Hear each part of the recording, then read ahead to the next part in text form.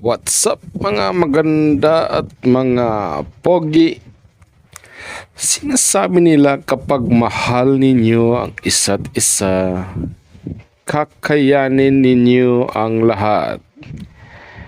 Pero noong nagpakasal kami, doon namin nalaman na hindi pala sapat ang pagmamahal. Dahil minsan, kahit pareho kayong nagsasalita ng Ingles, pakiramdam nyo magkaiba pa rin ang lingwaheng ginagamit ninyo. Ako, galing Pilipinas. Siya lumaki sa Uganda. Dalawang kultura, dalawang paraan ng pagpapalaki, dalawang pananaw sa pamilya, pera, komunikasyon, at maging sa simpleng mga bagay sa bahay, gaya ng paghuhugas ng pinggan. Sa bawat pagtatalo namin, hindi lang kami dalawang tao ang nag-uusap. Parang buong Uganda at buong Cebu ang kasali. Ngayon, ibabahagi namin ang mga sikreto kung paano namin ginawang mas matatag ang aming pagsasama sa halip na hayaang siraan ito ng aming mga pagkakaiba. Welcome back to the channel. Kung interesado kayo sa mixed culture marriage, buhay dito sa Pilipinas at mga totoong kwento tungkol sa relasyon, huwag kalimutang mag-subscribe. Dahil dito, hindi namin ipinapakita ang perpektong relasyon. Ipinapakita namin ang totoong relasyon. Nung una, exciting ang lahat. Magkaibang pagkain, magkaibang tradisyon, magkaibang accent, lahat nakakatuwa. Pero habang tumatagal, doon lumabas ang totoong challenge. Isang beses, simpleng usapan lang ang nagsimula. May sinabi akong direkta. Para sa akin, normal lang yon. Pero para sa asawa ko, parang galit na raw ako. Samantalang sa isip ko, nagpapaliwanag lang naman ako. At doon namin unang realize na minsan, hindi salita ang problema. Kultura pala, culture. Isa sa pinakamalaking adjustment namin, ang communication. Sa Uganda, mas direkta kapag may problema. Sasabihin agad, walang paligoy-ligoy. Pero sa Pilipinas, napakahalaga ng pagkakaroon ng harmony. Minsan, ang okay lang, hindi talaga okay. Ang bahala ka, may ibig sabihin pala. At ang mamaya na, hindi ibig sabihin na mamaya talaga. Kaya gumawa kami ng sarili naming rule. Kapag may hindi malinaw, hindi kami nanghuhula.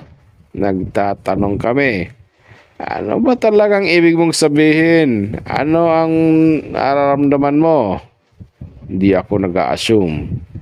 Napakasimpleng tanong, pero napakaraming away ang naiwasan. Isang malaking challenge. Pamilya. Sa Uganda, normal lang tumulong sa extended family kahit kapag may nangangailangan. Inaasahang tutulong ka. Sa Pilipinas, may concept rin ng utang na loob. At pareho silang maganda.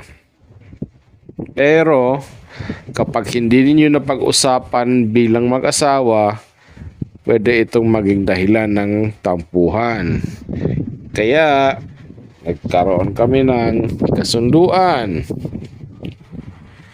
Tutulong kami, pero hindi hanggang sa masakripisyo ang sarili naming pamilya. Kapag pareho kayong may malinaw na boundaries, mas madaling magdesisyon. Hindi dahil madamot kayo, kundi dahil gusto ninyong maging sustainable ang pagtulong.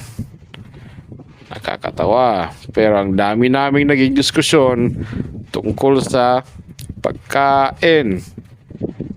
Ay mga pagkain na gustong gusto ko, pero para sa kanya, iba ang amoy. May mga pagkain naman siyang paborito na hindi ko agad naintindihan. Noong una, pinipit namin baguhin ang isa't isa. Pero kalauna, na-realize namin hindi pala yun ang solusyon. Ngayon, ang pagkainan namin, parang simbolo ng aming relasyon. May Ugandan dishes, may Filipino dishes at pinsan, pareho silang nasa iisang plato. Ganito rin sa gawaing bahay. Hindi namin sinusunod kung ano ang dapat ayon sa culture. Pinag-uusapan namin kung ano ang epektibo para sa aming dalawa. Isa sa pinakamahalagang natutunan namin ang tinatawag naming 10-minute rule.